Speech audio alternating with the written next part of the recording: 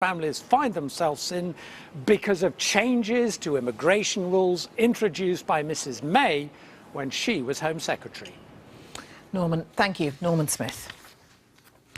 The latest official figures about jobs show a fall in unemployment and bigger pay rises.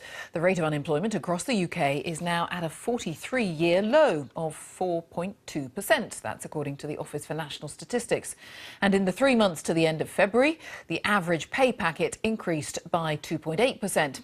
As our economics correspondent Andy Verity reports, the squeeze on living standards is now drawing to an end. Workers at this Middlesex company make high-tech microwave generators for use in everything from aircraft radars to diagnostic machines. And they're not the only workers who would have needed a magnifying glass to spot their pay rise in recent years. But now, at last, they're getting a wage that's rising faster than prices. We went through a period where we had to reduce the size of the business, lay some people off. That was to reflect we had probably about a 40% reduction in our turnover over that period in time.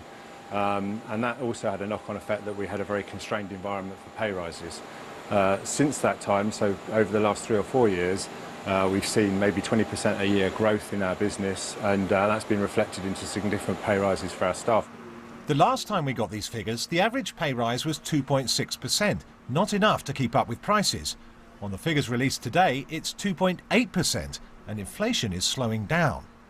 But if we are finally seeing real wage growth, not all of us are feeling it.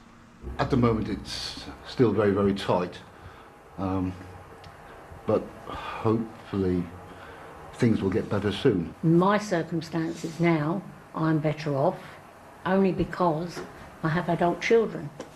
So I'm no longer in that position where they look after themselves now. I haven't got it.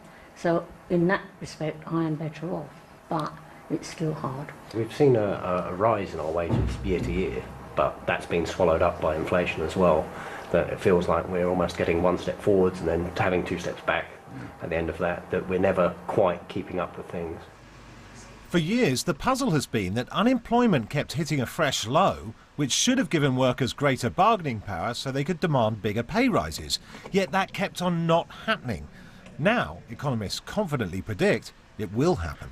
With fewer available workers, employers are having to raise pay to keep their existing workforce or attract new workers.